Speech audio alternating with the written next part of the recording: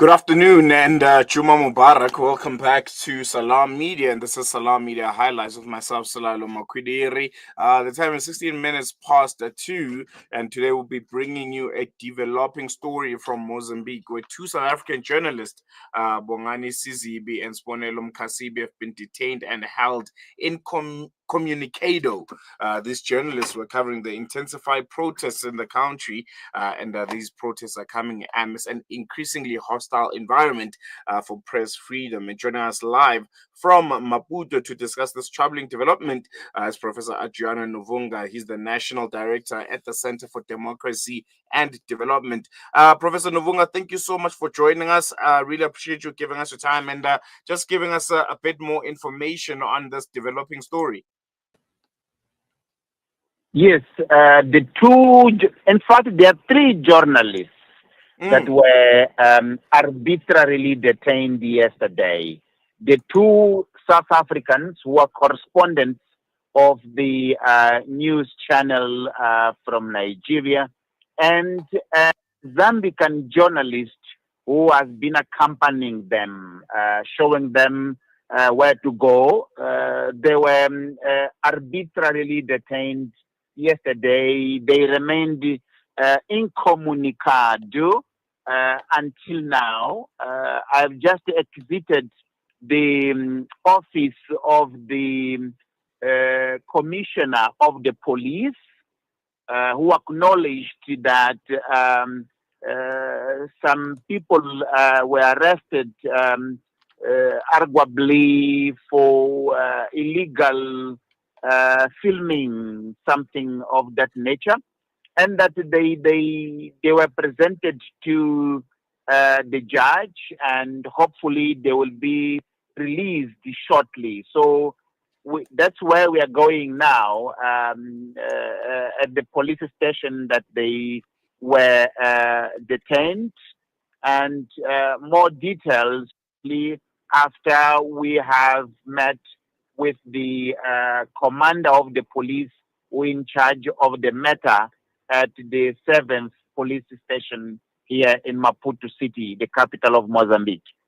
And there's a really interesting word that keeps popping up whenever I'm following the story on social media, and the word is incommunicado. What does this mean in literal terms, and is this a modus operandi that the Mozambican law enforcement agencies are usually using when these kind of situations arise? Incommunicado, it's a human rights language to mean that a particular person that has been arbitrarily detained, it cannot be reached by phone. So that person, you cannot talk to him or her by phone, because his or her phone was either confiscated or it is switched off by the orders of the police. And is this something that is legal? And what would be, the reason why, such an arrest and such, a term would be enforced? As I said, details we will have once we meet with the person responsible for the case, and hopefully we also talk to the three. But what we were told by the commissioner of the Maputo City Police is that they might have been implicated in illegal filming. Yes. Quite concerning. Mozambique has had, a troubled history when it comes to political violence and suppression of dissent. What makes, this current wave of protests so much different? And do you think it has the potential to bring any kind of real and meaningful political change in Mozambique? Well, Mozambique's elections have since been followed by violence. But now the type of violence that we see is different. In the past, violence, it was in the provinces and led by a quasi-military political party. But now it is in Maputo city.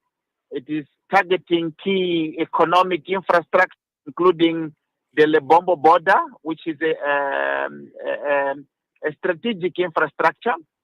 And it is being led by the young people in the urban areas, with, of course, the potential of escalating and also generating a momentum that has never been seen in the past. The potential outcome of this is still unclear, but the reality is this is unprecedented. It's something not small, it is big. And I can say that nothing will be the same again. And we saw, I think it was in the previous weeks when Mondlane, mentioned that there's going to be another wave of protests, I think, starting today. Just on the ground, is that happening? Is there a fresh new wave of protests? And how's the government dealing with it? Indeed, that is happening. In many parts of the city, you cannot exit, you cannot enter.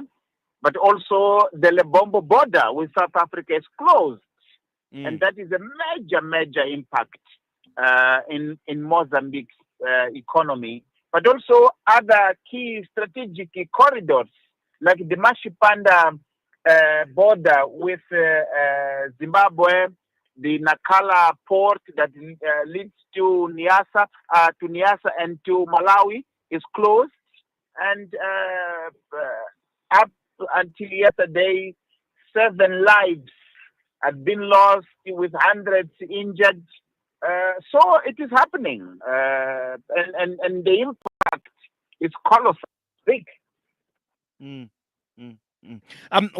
it comes to regional and international bodies, what role do you believe they should be playing in addressing both the detention of these journalists and the broader democratic concerns in Mozambique? There is no doubt that the region has a critical role to play.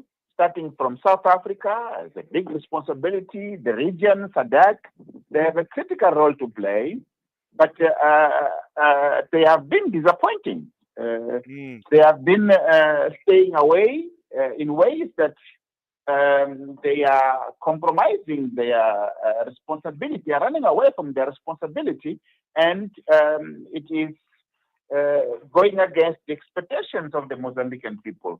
There will be the SADC meeting next week, and we hope that can generate some momentum in terms of addressing the violence issue, addressing the repression from the state, addressing the issue of killing of innocent people, lives are being lost, but also in terms of engaging the government to steer a way forward in a form of a dialogue for these political impasse. And would a way forward also include a re-election of some sort? Is this, one of the, demands made by the people of Mozambique, those that are filling the streets and protesting? I don't see that re-election would be the solution. I think the solution is to dialogue to start with, engaging in a constructive dialogue, and learning from the South Africa's experience of coalition government. I think this can be the way forward for the immediate term, aiming at addressing reforms that can lead to free and fair elections in the future. Mm-mm. And I think it's going to be a really, really interesting time going ahead. But just finally, what message would you like to send, to the international community regarding what's happening right now? That's one. And number two, what's the latest from the Mozambican government itself? What's the latest statement that they've, sent out? What are they saying when it comes to the current state of events? Mozambique is engaged in repressing the demonstrations. It's deploying the army to the streets. It's limiting internet. It's cutting communications. That's how they are responding to the situation. And we hope the international community, particularly the SADC, although they have already taken sides by commending Frelimo, your own president in South Africa, Mnangagwa of Zimbabwe, Mamia Samia Ululu of Tanzania, they've already commended Frelimo and CHAP. But despite of all that, we still think that SADC has a critical role to play, and that it is never late to set things right, to do the right thing. All right, I think we're going to leave it there, Prof. Thank you so much for giving us your time and just giving us the latest coming out of Maputo. I'm sure as this story continues to develop and there are more details that you can share with us, we'll definitely be making contact with you just to get the latest. Thank you. Thank you so much. Thank you so much. There you have it. That was Professor Adriano Nuvunga, the director at the Center for Democracy and Human Rights, and is coming to us live from Maputo, just giving us the latest with regards to, I think, a very, very concerning turn of events in Mozambique, where two South African journalists have allegedly been arrested and they've been held and detained incommunicado. So this means they are not allowed to speak to anyone. They're not allowed to use their phones. And these journalists were there covering the intensifying protests that have engulfed Mozambique. These are post-elections protests, and it has become an increasingly hostile and very, very volatile, situation in Mozambique, particularly for journalists and just for press freedom overall. So it will be interesting how the South African government deals with this one, and if ultimately will be, ultimately will be able to bring you all the latest if there's any developments there. We're going to take a quick break. We'll be back with you in the not so distant future. We are here in the middle of a Zahra neighborhood. The whole neighborhood is already destroyed. More than 17 towers are down.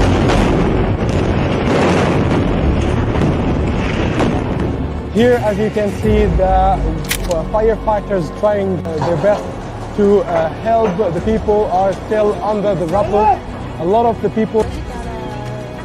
Join Hamza on his exclusive South African tour as he shares his personal experiences, never before seen footage, and powerful insights on the ongoing genocide in Gaza. This is more than just a talk. It's an invitation to witness Gaza through the lens of Hamza Sha'alan. Don't miss this opportunity to meet the photojournalist who brought Gaza's pain and perseverance to the world in its darkest moments. Follow Salam Media on social media pages for more on this tour and be part of the conversation.